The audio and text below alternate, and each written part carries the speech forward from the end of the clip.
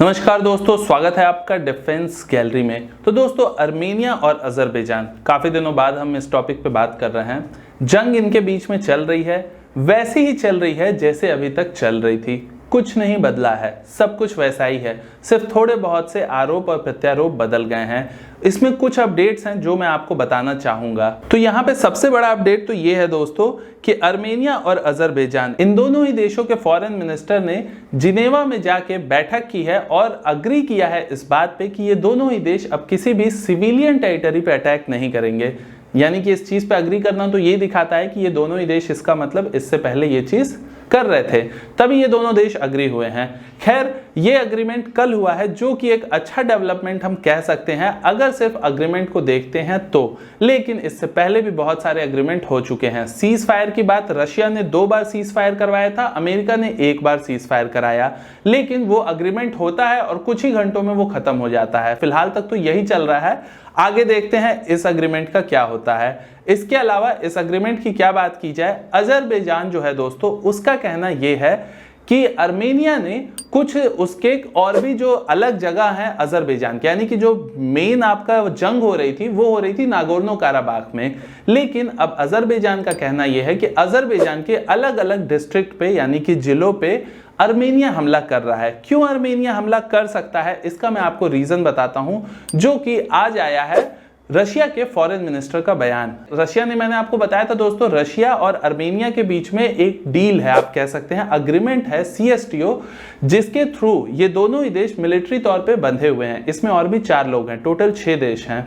और उस अग्रीमेंट के अकॉर्डिंग अगर कोई अर्मेनिया पे अटैक करता है तो रशिया अर्मेनिया के साथ खड़ा होगा, सिर्फ खड़ा नहीं होगा, जंग लड़ेगा प्रॉपर, ऐसा अग्रीमेंट है। लेकिन अभी तक मैंने आपको बताया रशिया नहीं आया था, क्योंकि रशिया का कहना था ये लड़ाई हो रही है अर्मेनिया में नहीं बल्कि नागोर्नो काराबाख में, और नागोर्नो काराबाख खुद को एक अलग देश मानता है और दुनिया नागोर्नो काराबाख को अजरबैजान का पार्ट मानती है।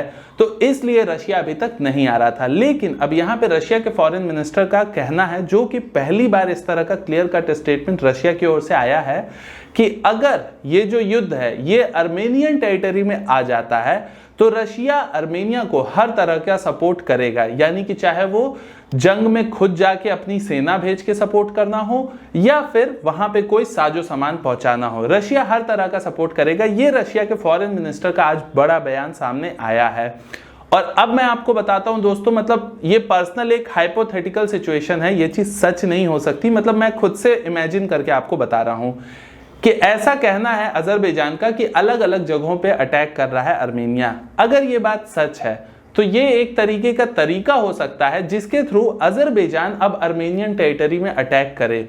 और अगर अर्मेनियन टेरिटरी में अजरबैजान अटैक करता है तो उसके बाद सामने आएगा रशिया, और अगर रशिया सामने आता है तो फिर आप समझ सकते हैं कि ना फिर वहां पे तुर्की कुछ कर पाएगा, ना अजरबैजान तो खैर वैसे ही कुछ नहीं कर पाएगा, उसे सरेंडर करना पड़ जाएगा तुरंत, अगर रशिया इसमें बीच में पड़ जाता है तो ये बेसिकली आज अपडेट हुआ है। इसके अलावा रशिया से ही एक और इंपॉर्टेंट बयान आया है, जिससे कि ये पता चलता है कि रशिया भी एक्सेप्ट करता है कि तुर्की जो है वो अलग अलग जगह से लोगों को बुला रहा है, जो कि आप मर्सिनरीज कह सकते हो उन्हें, या आतंकी, या जो आप चाहो कह सकते हो। ऐसे लोग जो कि हैं नहीं एक्चुअल में अजरबैजान के, लेकिन ये लोग धर्म के नाम पे लड़ाई करते हैं। तो रशिया का कहना यह है कि सीरिया और लीबिया से आए हुए मर्सिनरीज जो हैं, जो नागोर्नो काराबाख वाला एरिया है वहां पे अजरबैजान की तरफ से लड़ रहे हैं अर्मेनिया से, वो अगर वहां रह जाते हैं और उनकी पैठ वहां पे हो जाती है तो भविष्य में वो रशिया में भी इन्फिल्ट्रेट कर सकते हैं। और आपको पता है कि अभी फ्रांस में क्या हो रहा है, तो अगर ये लोग वहां पहुंचते हैं, इस तरह के लोग रशिया में, तो फिर रशिया में भी कल को इस तरह की घटना हो सकती है। तो ये फॉरेन मिनिस्टर ने चिंता जताई है इन चीजों की, और अगर उन्होंने ये कहा है तो आप समझ जाइए कि वो ये चीज एक्सेप्ट कर रहे हैं। ऑब्वियस है कि वहां पे, यानी कि नागोर्नो काराबाख में अजरबैजान के अलावा सीरिया और लीबिया से आए हुए लोग भी लड़ाई कर रहे हैं। तो ये भी एक इंपॉर्टेंट डेवलपमेंट है दोस्तों इस कॉन्फ्लिक्ट का। इसके अलावा एक और इंपॉर्टेंट चीज निकल के आई है, ये SpaceX का आपने नाम सुना होगा दोस्तों। ये अमेरिका की एक प्राइवेट कंपनी है जो कि आप कह सकते हैं स्पेस कंपनी है, जैसे नासा है, इसरो है, वैसे ही है। तो ये लोग अपने रॉकेट्स को लॉन्च करते हैं। तो ऐसे जो भी देश होते हैं जिनके पास खुद की इतनी अच्छी तकनीक नहीं होती है, या कई बार तकनीक होते हुए भी किसी और मजबूरियों से वो लोग सैटेलाइट लॉन्च करवाते हैं दूसरे देशों से। तो तुर्की आपको पता है दोस्तों, वेस्टर्न कंट्री है, एक तरीके से नाटो का मेंबर भी है, यूएस से पहले रिश्ते भी अच्छे रहे हैं। तो तुर्की ने स्पेस एक्स को, जो कि अमेरिकन कंपनी है, उसको अपना एक सैटेलाइट दिया हुआ है लॉन्च करने को, जिसकी लॉन्च डेट बहुत जल्द आने वाली है। तो स्पेस एक्स उसे लॉन्च करने वाला है।